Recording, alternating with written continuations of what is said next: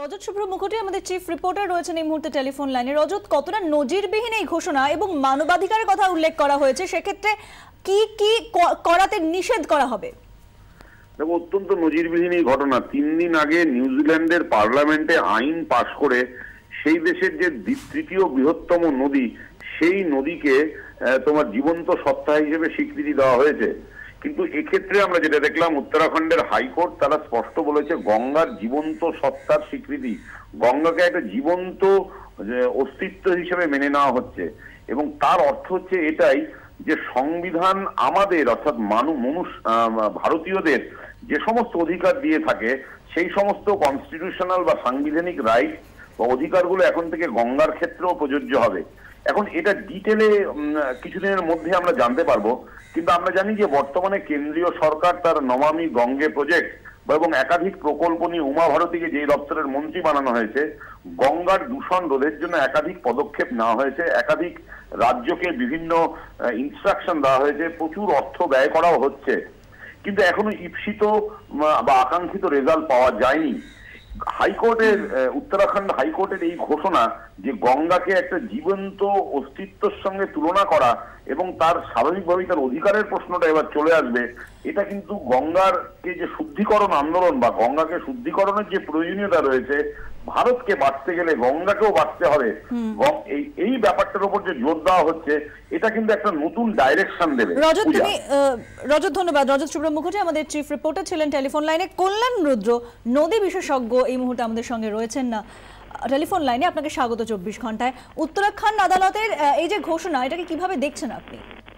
হ্যাঁ, এটা খুবই গুরুত্বপূর্ণ এই জন্য যে নদী সত্যি সত্যি শুধু বহমান জলের ধারা নয়। আমি অত্যন্ত আনন্দিত যে মহামান্য আদালত এরকম একটা রায় দিয়েছেন। তবে এটাকে ভালো করে যদি আপনি বোঝার চেষ্টা করেন, আমরা এই নদীকে যেভাবে ব্যবহার করছি তাতে এই নদীর জীবন সংশয় দেখা দিয়েছে। আমার ধারণা মহামান্য আদালত সেই কথা মাথায় রেখেই এই রায় দিয়েছেন। আপনি যে উত্তরাখণ্ডে গঙ্গার উৎস থেকে মোহনার দিকে উত্তরাখণ্ডেই শুধু অন্তত এই মুহূর্তে 70টি জলবিদ্যুৎ প্রকল্পের কাজ হয় সম্পূর্ণ হয়েছে অথবা চলছে। গঙ্গাকে ছিন্ন বিচ্ছিন্ন করে ফেলা হয়েছে। তারপরে নিচে যেই নামবেন হরিদ্বারে একটি বাঁধ, তারপরে নারোরায় বাঁধ, কানপুরে বাঁধ, ফলে একের পর এক বাঁধ দিয়ে নদীকে খণ্ড বিখণ্ড করে ফেলা হয়েছে। মনে রাখতে হবে, নদী শুধু বহমান জলের স্রোত নয়, নদী বহমান পলির ধারা, আর নদীতে বহু প্রাণ আশ্রয় নেয়।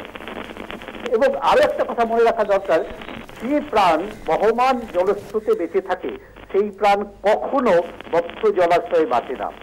ফলে তেহরি বাঁধ নির্মাণের পর থেকে আমরা দেখেছি নদীর স্বাভাবিক চরিত্র নষ্ট হয়েছে এবং নদীকে বাঁধের জলাধারের নিচে কিছু একেবারে শুকিয়ে ফেলা হচ্ছে। এই জায়গাটা থেকে গঙ্গাকে মুক্তি দেওয়া দরকার, কারণ গঙ্গা, মনে রাখবেন যে এটা ভারতীয় ভূখণ্ডের 26% এলাকাকে ধৌত করে এবং এইখানে প্রতি 10 জন ভারতীয় মধ্যে 4 জন ভারতীয় এখানে এই অববাহিকায় বাস করে। এই নদী না থাকলে ভারতীয় সভ্যতাই টিকবে না। ফলে মহামান্য আদালত আজকে যা বলেছেন এটি খুবই গুরুত্বপূর্ণ। আমরা শুধু দূষণের দিক থেকে দেখলে হবে না। এই নদীর পাড়ে 118টি শহর আছে, 765টি শিল্প আছে, যেগুলো নদীকে প্রতিদিন বিষিয়ে দিচ্ছে। অনেক ধন্যবাদ। নদী বিশেষজ্ঞ কল্যাণ রুদ্র আমাদের সঙ্গে ছিলেন এতক্ষণ টেলিফোন লাইনে। সুভাষ দত্ত, পরিবেশবিদ, আমাদের সঙ্গে রয়েছেন টেলিফোন লাইনে। আপনাকে স্বাগত 24 ঘন্টায়। উত্তরাখণ্ডের হাইকোর্টের যে ঘোষণা, আপনি কিভাবে দেখছেন? না, ওই নদী আপন বেগে পাগল পাড়া, তো এখন তো মানুষ পাগল হয়ে গেছে।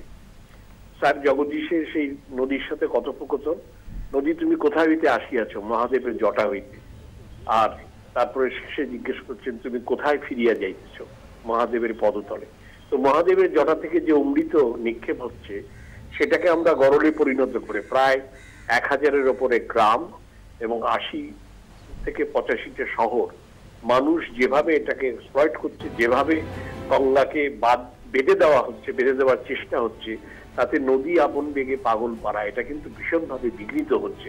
একেবারে গঙ্গোত্রী থেকে গঙ্গাসাগর, আমাদের অন্তত পশ্চিমবঙ্গের অভিজ্ঞতায় আমরা বলতে পারি যে এখানেও কিন্তু আমরা গঙ্গার উপরে ভীষণভাবে নির্মম অত্যাচার করে চলেছি। আমরাও বাদ দিয়েছি, আমরাও ব্যারেজ তৈরি করেছি, এবং গঙ্গাকে আমরা প্রতিনিয়ত হত্যা করে চলছি। তো তাতে এই যে এটার যে শুধু গঙ্গা একটা এন্টিটি নয়, আমাদের এন্টিটি, আমাদের অস্তিত্ব। ভারতবর্ষের প্রায় 35% মানুষের অস্তিত্ব, ভবিষ্যৎ কিন্তু এই গঙ্গার উপর নির্ভর করে। উত্তরাখণ্ড আদালত দেরিতে হলেও অন্তত তাদের যে উৎকণ্ঠা সেটা নয়, এই যে নদীও একটা বিশেষ আইডেন্টিটি হিসেবে দেখতে হবে, এটা কিন্তু একটা নতুন মাত্রা দেবে। আমরা পরিবেশ কর্মী হিসেবে আমরা উৎসাহিত এই রায়ের ফলে, এবং কলকাতা বা পশ্চিমবঙ্গের গঙ্গা তার আবহাওয়িকার ওপরে যে সমস্ত বিষয় মামলাগুলো রয়েছে গ্রিন ট্রাইব্যুনালে, আমরা এই আদালতের রায়কে উল্লেখ করে এখানেও আমরা জোরদার সওয়াল করব, গঙ্গাকে, নদীকে বাঁচাও, মানুষ বাঁচো, সভ্যতা বাঁচুক। ধন্যবাদ। পরিবেশবিদ সুভাষ দত্ত আমাদের সঙ্গে ছিলেন এতক্ষণ টেলিফোনে।